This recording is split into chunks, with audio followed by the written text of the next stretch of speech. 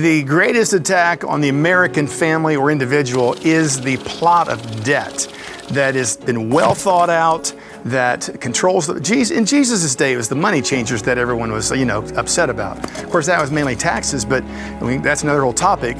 But the bottom line is people trust in debt.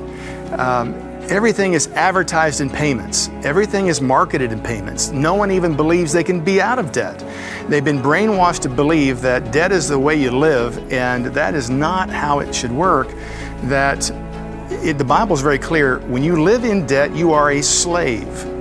You are a slave. All of your energy and effort is going to be sent in envelopes, or nowadays direct, withdrawals or whatever, to someone else.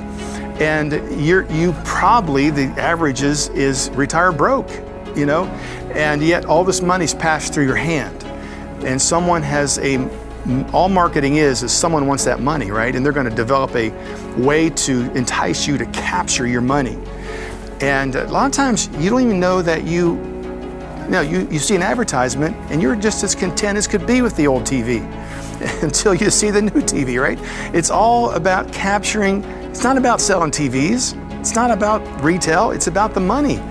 Go into a store and have the cash in your hand, walk up to the counter and say, I'm going to pay. Do you know that if you take our credit card today, we'll give you 15% off this purchase? They could care less. They're not in the retail business. They're in the banking business. They want to capture your money. And the sooner we learn that is the beginning point of walking free in life. And I so appreciate your book. It lays it out so clearly, and all the ways you suggest we can beat those odds, but it's not that complicated. No, and the other thing they love to do is they love to sell you too much insurance. Now you go to the Home Depot and you're buying something off the shelf and they say, can we sell you an insurance policy along with this? Electric toy, for $2, we'll insure this toy. I'm not going to buy insurance for this. You can be guaranteed most of these products, you can buy them again for less than the insurance. So yes, it's absolutely. I've been noticing that. I'm thinking, wait a minute, the item's only $40. Why would I insure this thing? Yeah. I don't know. I think about well, maybe they know it's going to be a lot more when they're finished with the inflation and the shrinkflation. Gary picked up a box of, what was it, Triscuits Mini Wheats or something. Oh, the box is like smaller. It was incredible. The last month it was this big, true story. And this month I picked one up and it was that big, same product, but wow, they cut it in half. And the size inside of it. By the way, I heard just today that consumer debt rose $1 trillion last year, in 1 year. Just heard that on the talk show that I was listening to. They had the stats, but that's what $1 trillion. And like you said, Floyd, they turn around and they're loaning this money out to us at these high interest rates, and we see ourselves. One thing we've had to try to help people is not to see themselves as debtors the rest of their life.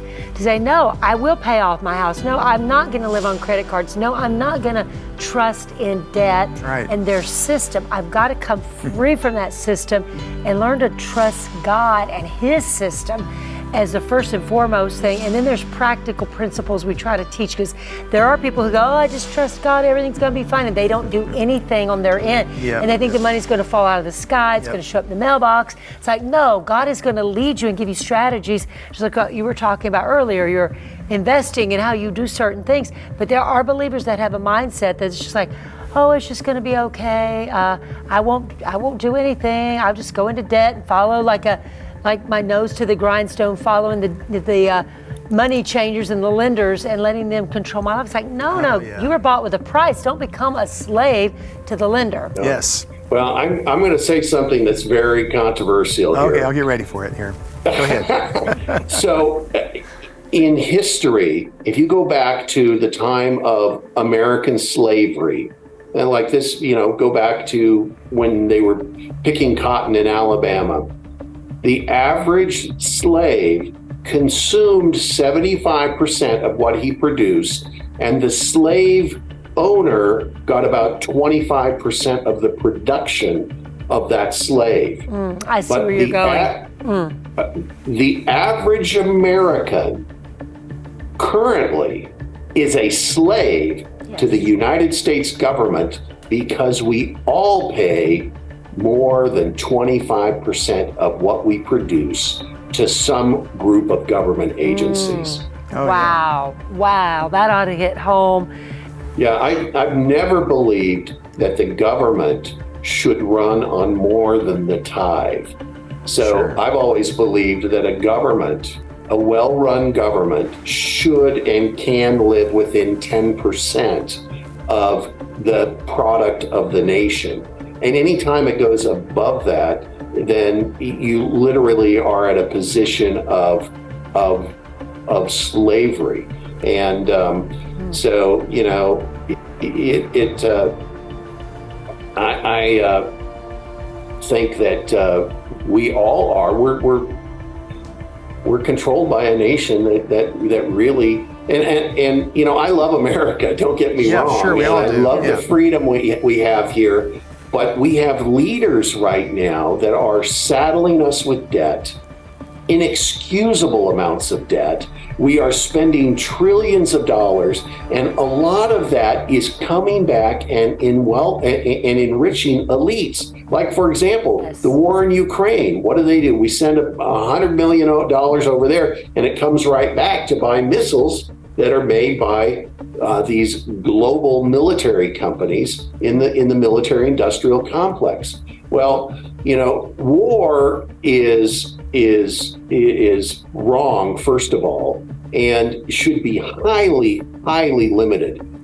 We as a free nation should never be empire building, and frankly, we shouldn't have troops all over the world, and we need to have a much more circumspect foreign policy, in my opinion. But the reason we have this aggressive foreign policy is because it makes a lot of people that give to members of Congress a lot of money.